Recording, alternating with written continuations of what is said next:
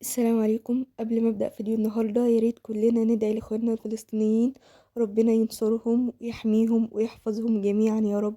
ودي اقل حاجه ان احنا نقدر نقدمها لهم، ان احنا ندعي لهم. فاللهم امين يا رب العالمين.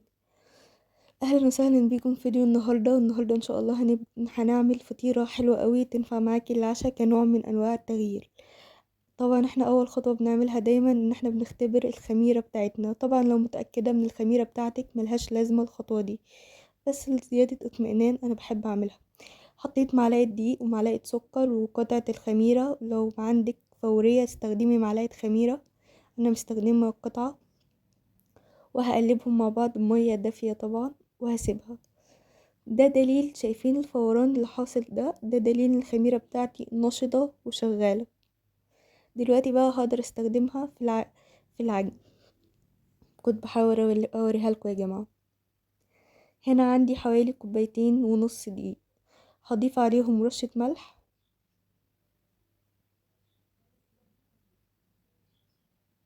وهقلب المكونات بتاعتي كويس قوي مع بعض.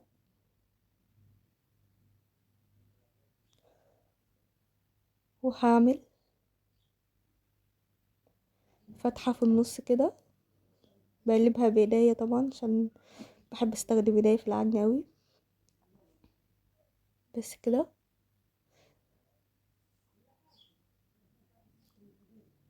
وهنا عندي معلقة زيت، انا حطيتها طبعا على طول في البولة اللي هحط فيها العجينة عشان تخمر. قلت هدهن الزيت هحط معلقة زيت واخلي حتة ادهن بيها البولة بتاعتي. واضيف هنا الخميرة بتاعتي، وكمان هضيف لها بياض بيضة. تقدروا تستغنوا عنها خالص، يعني انا عندي بيضة قلت هستخدم البياض، بيضة صغيرة هياتي.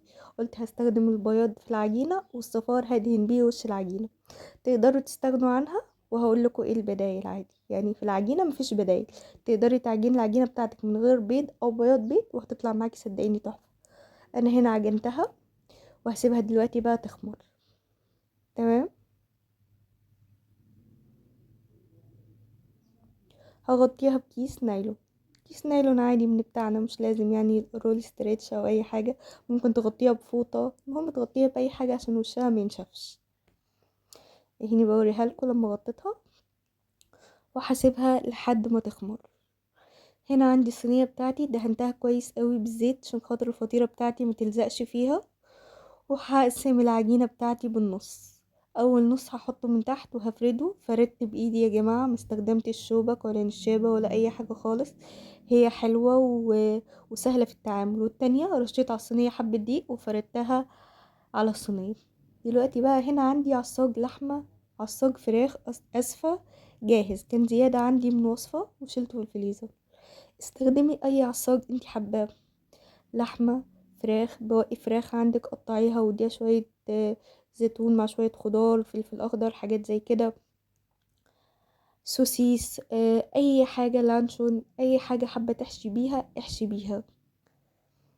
وعندي هنا حبة جبن هحطهم على الوش، دي جبنة شيدر مبشورة، وفي الكيس ده كان بواقي ميكس حطيتهم مع بعض بالشكل ده. وهتلافى دلوقتي العجينة بتاعتي وهحطها فوقيها.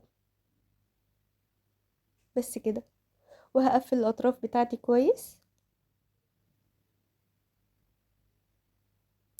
وهقسمها يا جماعة. التقسيمة دي حلوة قوي، يعني غير ان هي خلت شكلها حلو يعني بعد ما استوت، لا هي كمان سهلت عليا التقطيع.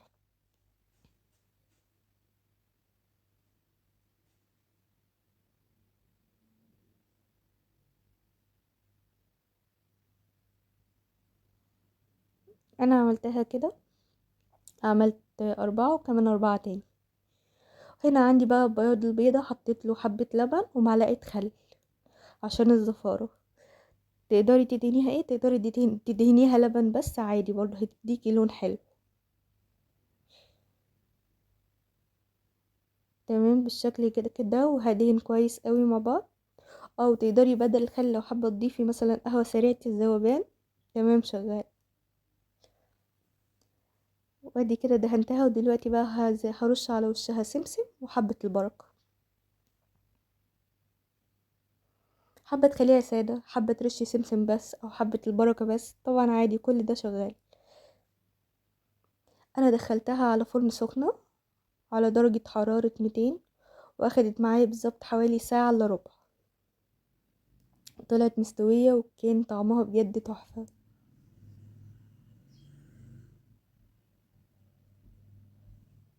بس اهم حاجة اكدوا على الاطراف، اقفلوا الاطراف كويس. بس بالشكل ده كده، وهحط حبة سمسم وحبة البركة في النص، وهدخلها على الفرن بتاعتي اللي انا اصلا مسخناها.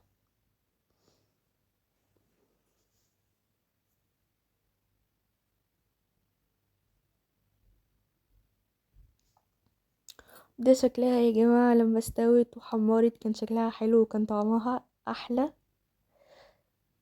اهو قدمتها هنا كده، وبصوا بوريكم الصينية ان هي مفيش اي حاجة لازقة، معذبتنيش ولا اي حاجة خالص.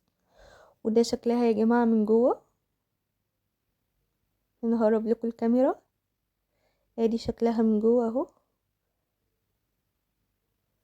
قدمت معاها بطاطس محمرة مع كاتشب ومايونيز وتومية في البيت، هتلاقوا فيديو للتومية عندي، وحبة مخلل. وكده كان عشانه، ويا رب يكون الفيديو عجبكم.